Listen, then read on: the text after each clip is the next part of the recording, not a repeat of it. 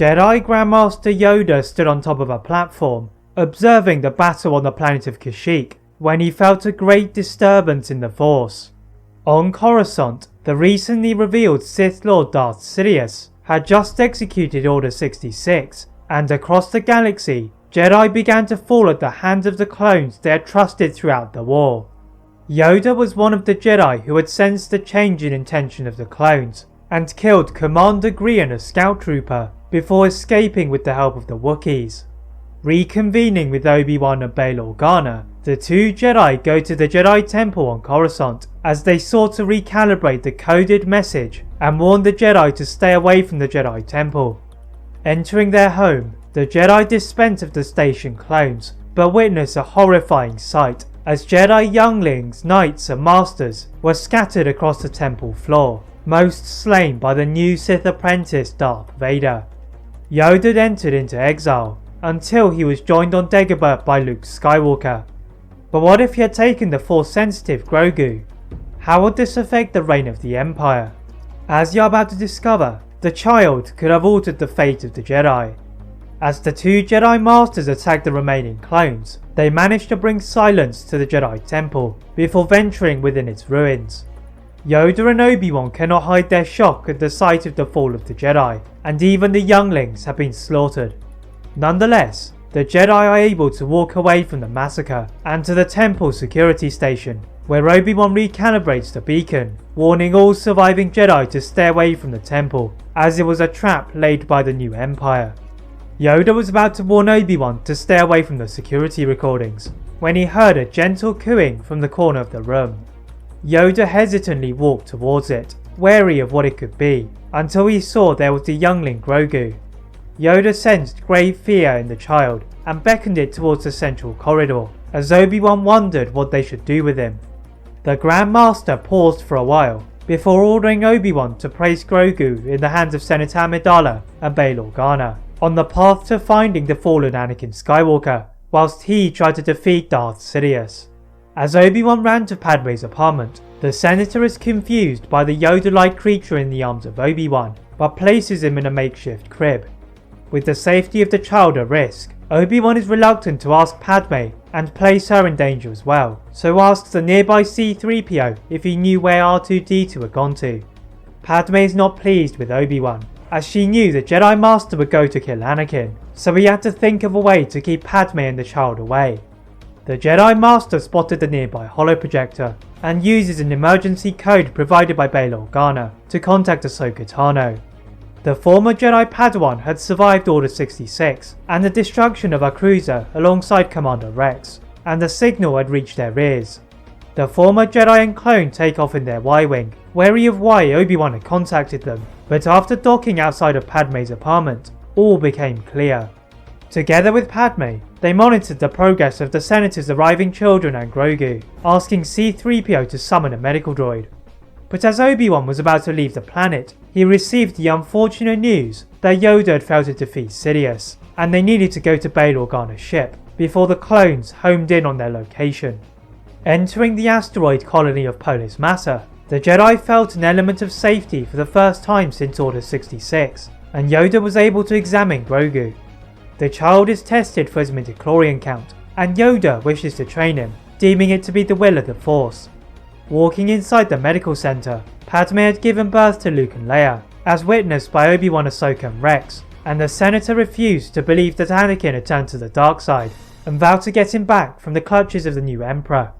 The group meet to decide what to do, and Padme is unwilling to let go of Luke and Leia, so they choose to send her and Obi-Wan to the Skywalker family on Tatooine, whilst Ahsoka and Rex help Bail Organa in establishing the rebellion, in a bid to take on the might of the Empire. This left Grandmaster Yoda, who entered into an escape pod and left with Grogu. Landing in the middle of a swamp, Yoda set about building rudimentary shelter for them both, using the Force to collapse nearby trees. There he tested some of the child's Force abilities, as he was able to lift branches and tree trunks with ease, but lacked control over his raw power. Entering his newly created hut, the former Grandmaster meditated, and felt the spirit of Jedi Master Qui-Gon Jinn communicating with him. Qui-Gon told Yoda that the Emperor had not detected his presence, and that Yoda could not bemoan the loss of the Jedi Order, as there was still hope. in the form of Grogu. What Qui-Gon and Yoda had not accounted for, however, was the situation on the planet of Tatooine. The presence of Padme had allowed a smoother transition into the Lars' home, and Obi-Wan was soon allowed to train them in the use of the Force. Obi-Wan would teach Luke and Leia basic Force abilities, and later skills in lightsaber combat, but the Empire was closing in as Darth Vader was hunting down any surviving Jedi.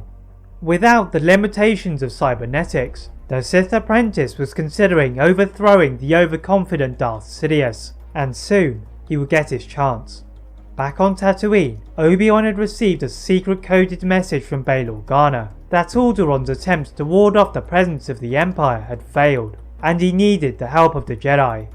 An Imperial officer and several of his stormtroopers greeted Organa just outside of his palace, and a senator ordered Ahsoka and Rex to attack.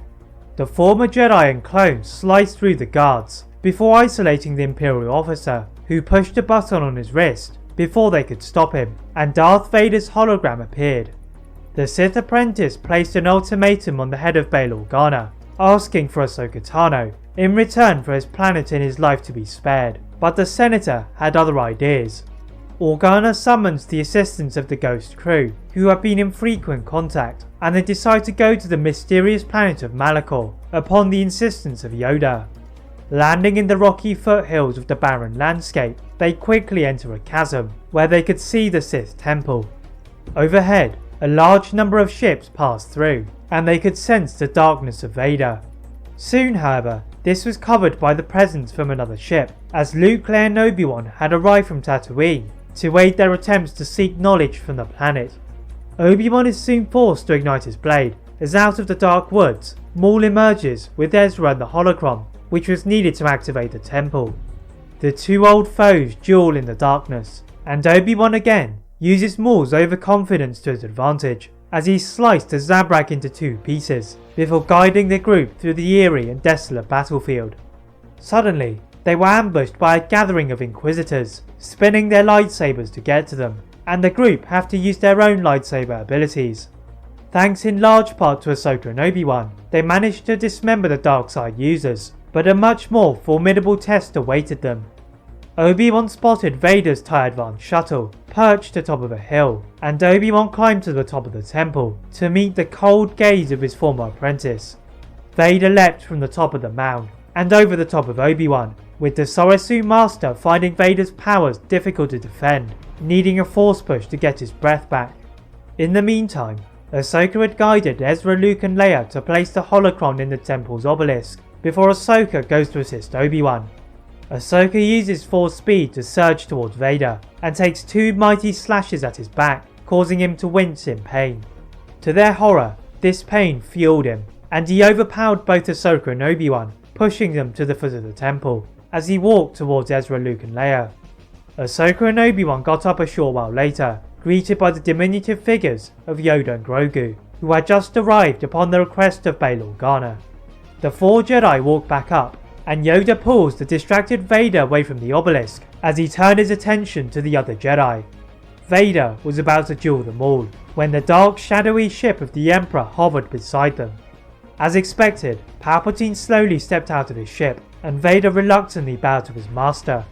The Sith Lord was disappointed with his apprentice's efforts, and used a widespread force-sunning attack on everyone, throwing some of the lesser trained Force users out of the battle. With his small frame, Grogu had dodged the attack, and leapt towards Palpatine with Yoda. The immense speed and agility of the two combatants was difficult to handle, but Grogu was sent into Palpatine's ship with a Force-orientated attack. The child got to his feet again, and this time targeted Vader, catching him off guard by lifting him into the air with the Force, after he had defeated Ezra, Luke, Leia and Ahsoka with relative ease. The Sith Lord had foregone any attachment he had for the Jedi, and had been getting the upper hand on Obi-Wan. But thanks to the intervention of Grogu, the Jedi Master promptly disarmed his former apprentice, and Rex tearfully cuffed his old general. Palpatine's eyes narrowed at Grogu, but Yoda threw himself at a lightning attack aimed for the child, and Obi-Wan pierced the back of the Emperor. Grogu crawled his way to the dying Yoda, and Obi-Wan picked him up in his arms. The Jedi had won the battle, but it had cost them everything. That is it for what if Yoda trained Grogu. If you enjoyed this, please like this video, turn on your notification bell, subscribe to this channel and my other channel What If Films for more what ifs. And as always, leave a comment on what if you'd like to see next and how I can improve my videos. Thank you very much for watching and see you next time.